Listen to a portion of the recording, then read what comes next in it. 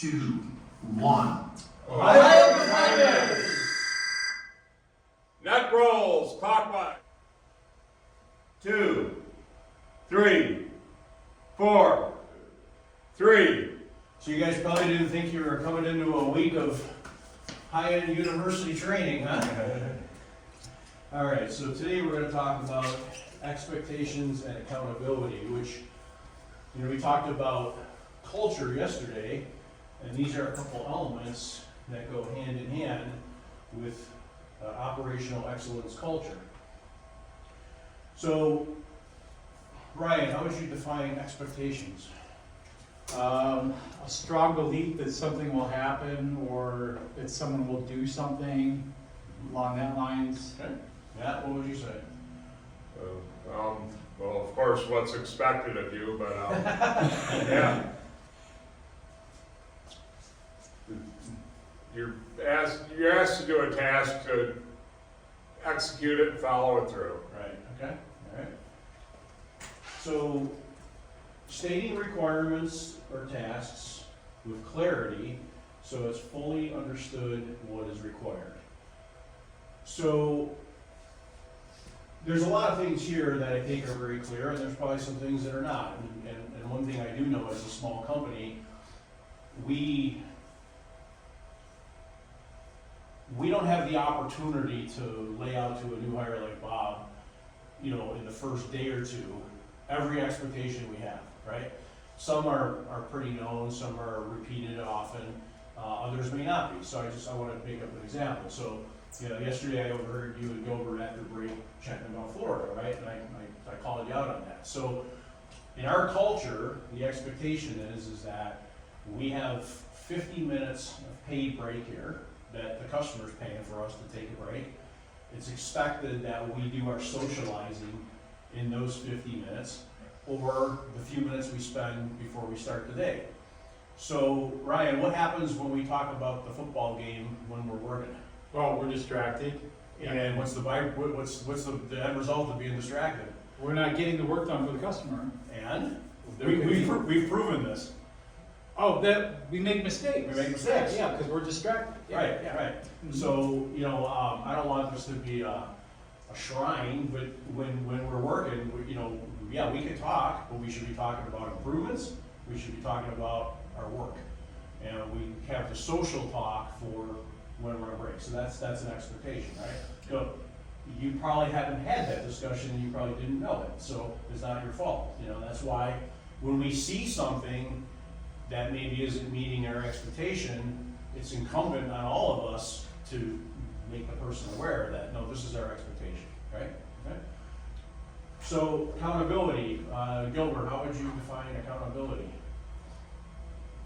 That's like an account, like something counted. Well, when you have an expectation and then you have accountability, what is that? What does holding someone to account mean? Do you follow the English? I don't know what that means at work. Okay, Bob, help Gilbert's with the English.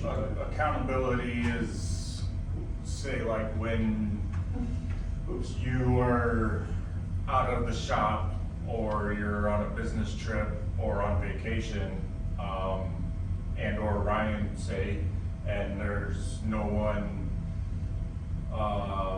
here to not watch, but to I guess for us to do our job, taking our 10-minute breaks, our lunches, to be back in the cell by the bell rings. That's an example of it, but I mean, Right. let me ask you this. You have 2 kids. Right. Okay, what's your son's first name again? No. Nolan. So if you asked Nolan to clean his room, first of all, what have you done? I gave him instruction, You set a what? an example, or a level of accountability. No, you set an expectation.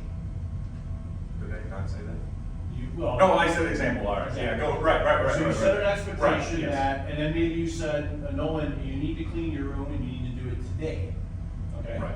So at the end of today, how would you make, what, would you ignore it? Would you not look to see if he did it? I mean, you're gonna hold him, what, accountable? Accountable. Right? Like a result.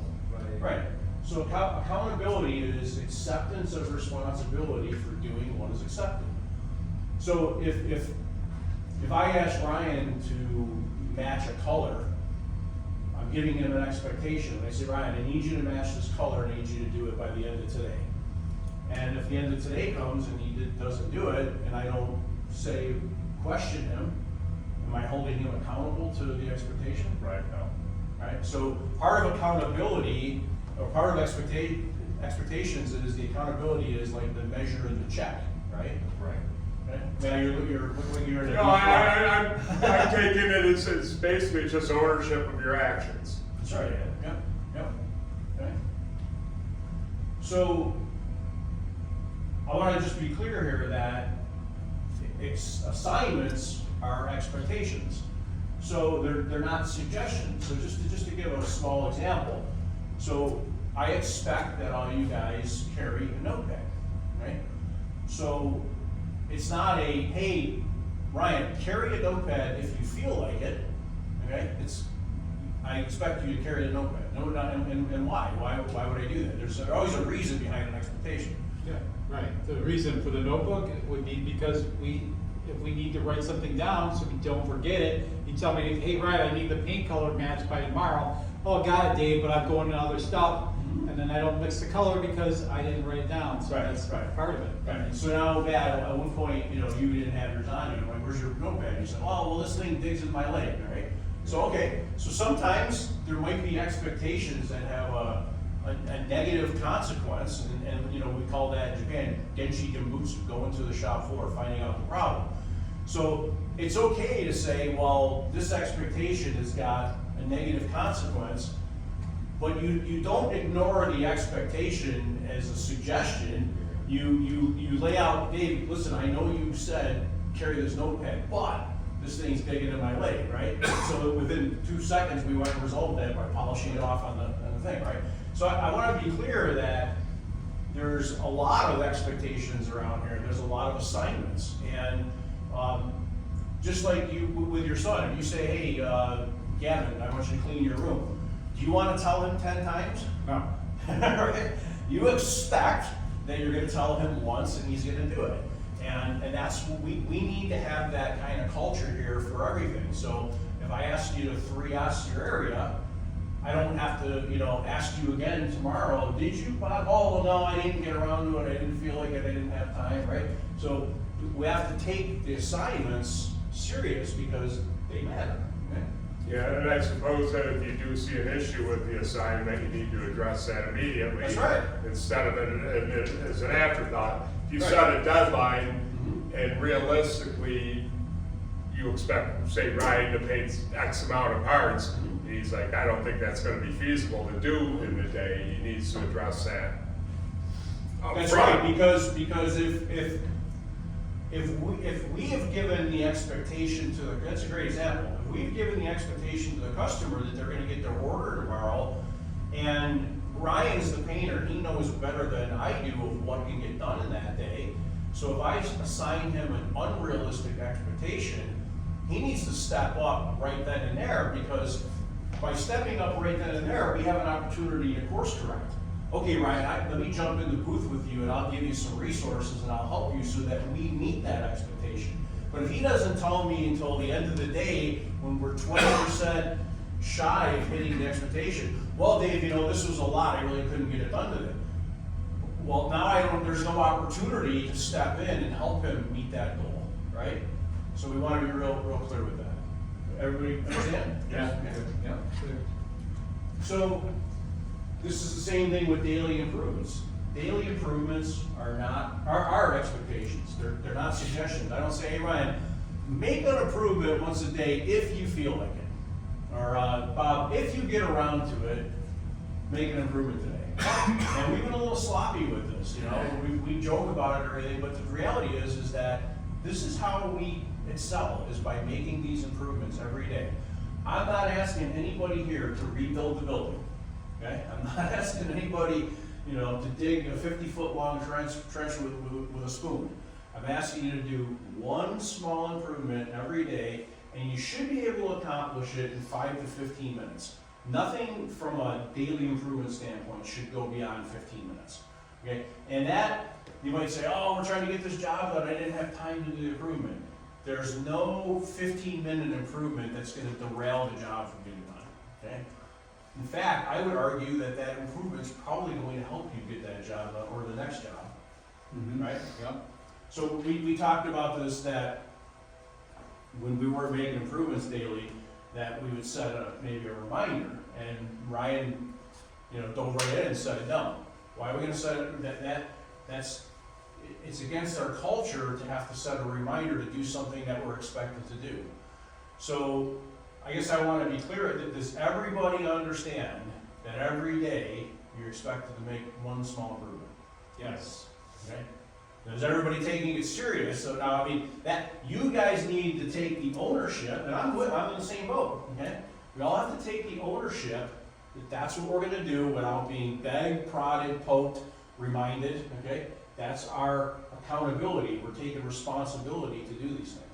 How do you view improvements that might take more than 15 minutes and spreading them out, between a couple of days? If necessary. We do that all the time, and that's fine. Okay, That's all fine. right, okay. Yeah. But just state in the morning meeting, I'm working towards right. this improvement, It's in okay? progress, yeah. Yeah, okay. Yep, that's totally fine. Yep. Okay. Because the idea is continuous improvement, we're Yeah. getting better every day. So, again, everybody should look at the daily improvements as they're a benefit. We do these improvements to make your life more enjoyable, your work easier, less struggle-free. So, Ryan, look back at the last 6 years. How do you feel coming to work here today from a work standpoint than you did 6 years ago? Oh, world of difference. I mean, since we started Lean, I wanted to keep coming back to work because we were able to take the ownership of making our job, our daily tasks better and better every day. So yeah, I mean, that was a big driver. So since we started Lean, you don't run more through the day to get stuff done, right? No, I probably, I still hustle, but I feel like it's easier than ever Easier, yeah. because the flow is so nice and we have good standards and we have good processes that help us through that. And Right. obviously we have to improve every day to get better, but yeah. So it's bizarre to me, the people that go through life struggling every day with something and frustrated, why they wouldn't want to remove that frustration. And that's what we're doing. We're just removing frustration.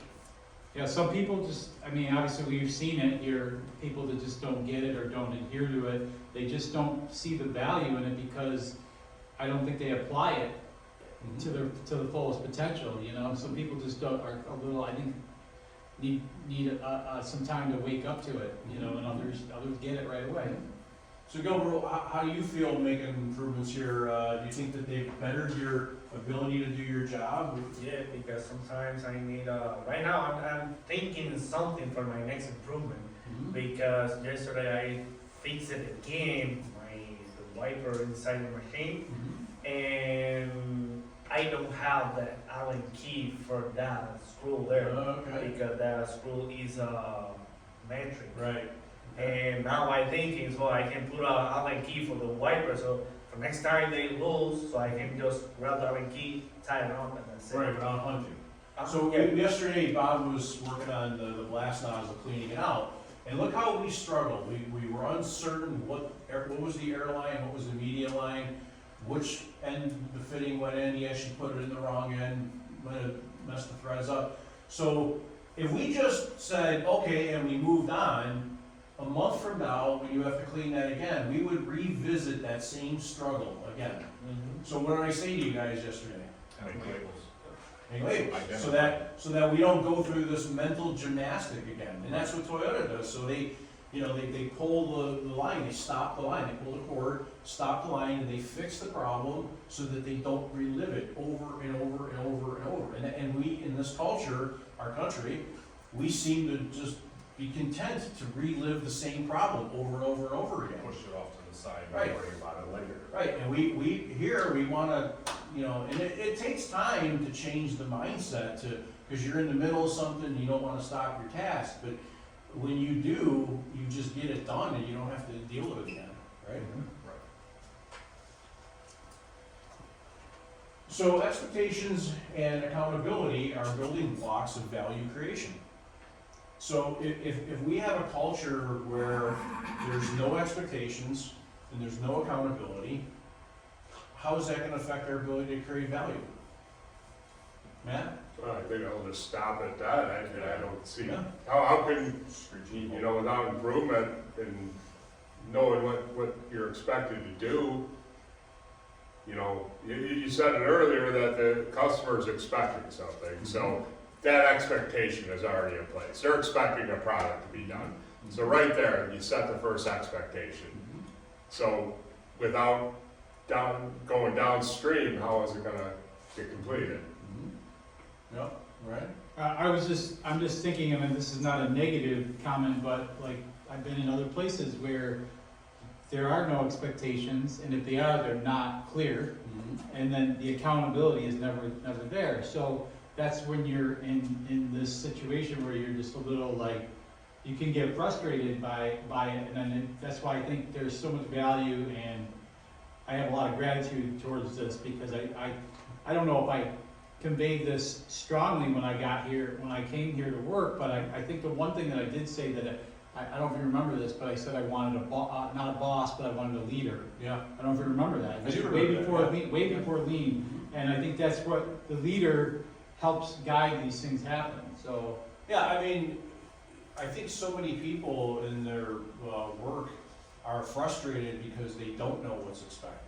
I mean, a lack of expectation is incredibly frustrating. I mean, how do you know if you're winning if you don't know what the game is, what the goal is, I was right? gonna say, I'm sure that there's things where people are expected to be accountable without the expectation leading from them. And you know, it's always like, well, you should have known, you know? Yeah, no. So that's not certainly no way to go through life. Yeah. I think So if there's ever something here that's not clear, somebody needs to raise their hand, like, what's our expectation on this, right? And then we'll lay it out. That would be an expectation from us to you as well, so that's yeah. right. I mean, obviously for good reason, we're talking about these. I was gonna say these are two good ingredients that a lot of companies could start with to get better. Is when you hold people accountable and give them expectations. Yeah. I think that having the dates on those job tags is really important, and on the label too, because right there, that's your expectation, you know what you're working towards. That's right. And when I'm, of course, disassembling the job and I see that date on there, there's variable factors that go through, so I do try to pay attention as to where it's at, so I know where I have to dig in as well. I'll see if you just kind of stimulated my mind for improvement. You know, we are gonna add the barcodes for logging into the operations. I'll see if there's a way we can put a formula in that'll have the end due date to the customer, but the due dates to the specific departments. So that way, you know, guys in prep, like, okay, so if we say the job's due Friday, what does that mean to Bob and Gilbert? They don't know what they have to be done with their own, right? So that's a little unclear here, right? I think we're discussing it on a day-to-day basis. Brian will say, listen, I need these parts by the end of today so I can meet that schedule. Right. And, you know, we walk before we run. But we're gonna improve this, and perhaps we can have a formula in there that we know that he needs 2 days, you know, to paint or whatever, so it's gotta be done 2 days prior. And I'm at the beginning and the end, so it really doesn't, you know. Yeah, so we'll think about it a little bit better. So, just tying this back into yesterday, value creation, that's our mission in how we serve the customer. So if I back up, expectations and accountability for those expectations are the building blocks of value creation. So I can literally sit here and go back and forth, linking these together. Anybody have any comment about that? No comment? No. And what's the other link? As a byproduct of value creation, and only as a byproduct, we profit. So all these concepts and actions and culture are all tied in together of what is required of us to do so that we profit, and what happens with profit? We grow.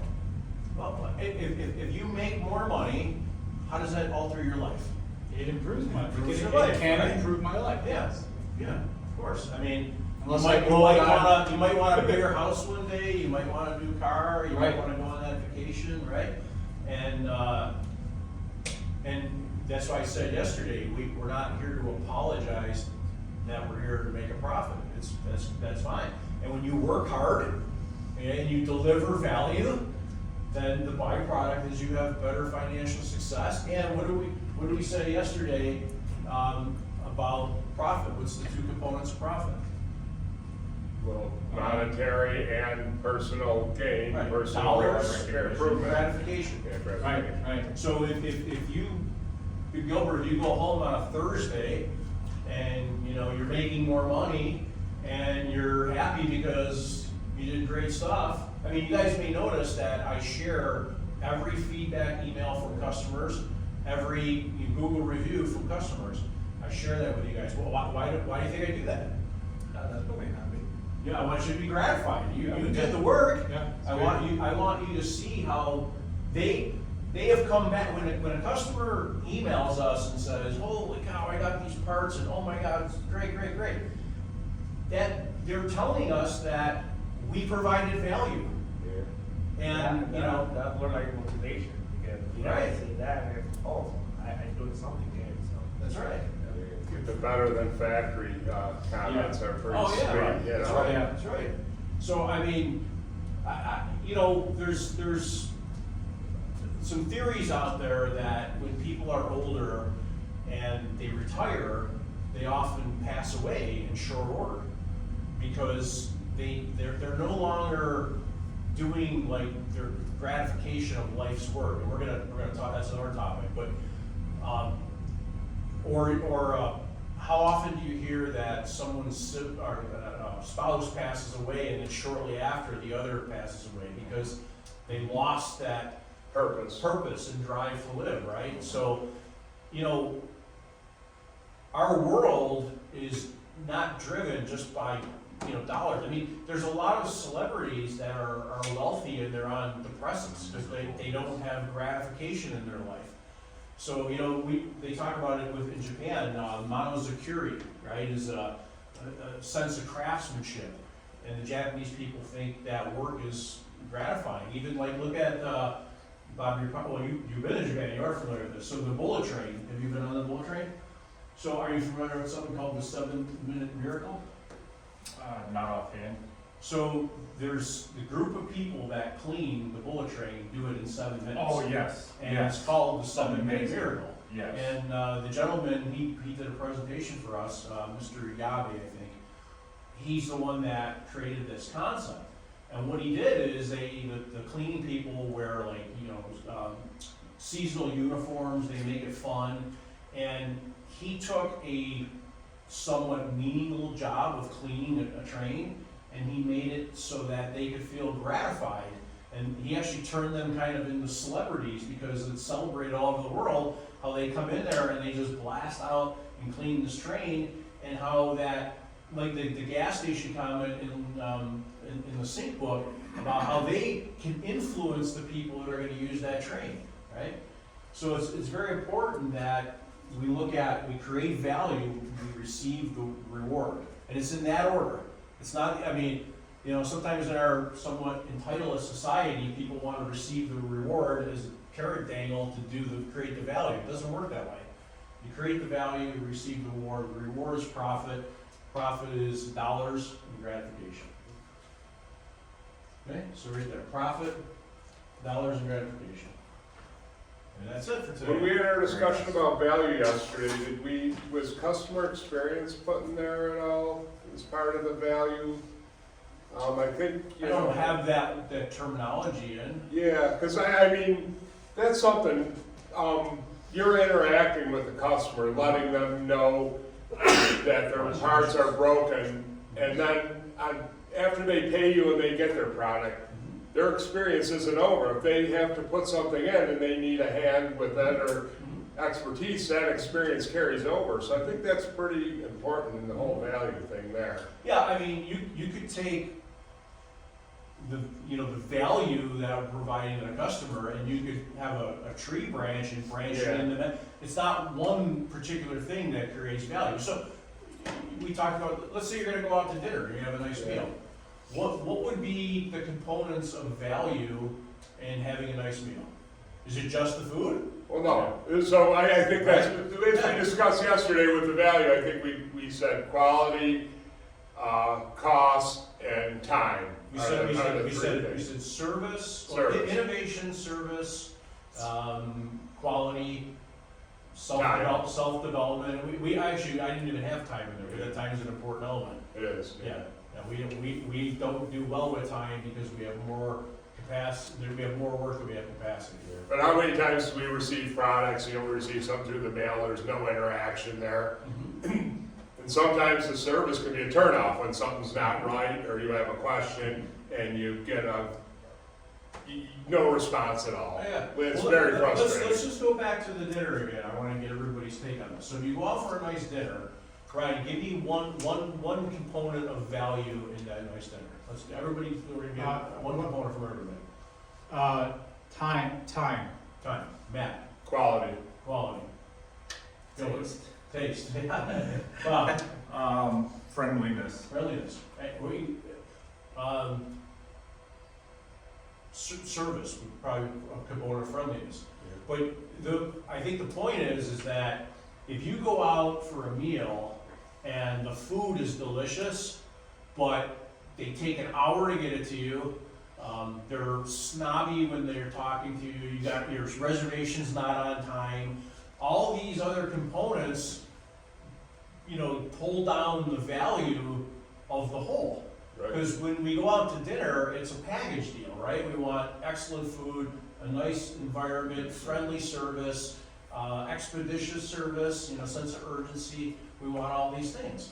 So you're right, in the case of us, it's not just providing a refinished part that's great, it's maybe all the interaction, Keith talks about in The Road Less Stupid, making it unpainful for your customers to do business with you.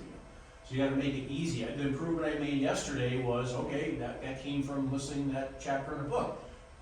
Give them what they want, and I don't feel I was giving them what they want by answering their number one question, what's the turnaround time?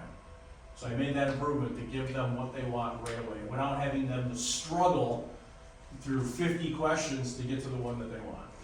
Have you ever gone into a place or, if you want it fast, it won't be cheap and, it's always the pick two thing. Yeah, no, Yeah, I don't go with that. I No, don't like that. we're gonna give all three. Yeah. Okay? I was just thinking, we're talking about the customer responses, and I can recall that most of them mentioned value in every single letter. Okay. They all mentioned, you want the best value, go to Sticky RX. Okay, interesting. So, Yeah. so, I mean. Yeah, these they always say customers are- Dave was great to deal Yeah, with, or, yeah. so. Their experience, and that's really great to hear that we're giving that kind of experience, first of all, it makes us feel good, but it's just good that they're recognizing what we're really doing. Right, and if I didn't share that, think about how poor of a decision that would be, because you guys are, you're removed from the customer. You're not looking at them every day, right? You're not talking to them. So if I didn't share those pieces of feedback, you're getting pats on the back from me, but I think it's probably a little bit more powerful when you get a pat on the back from the end person, right? Right. Yeah, All right, absolutely. we'll wrap it up.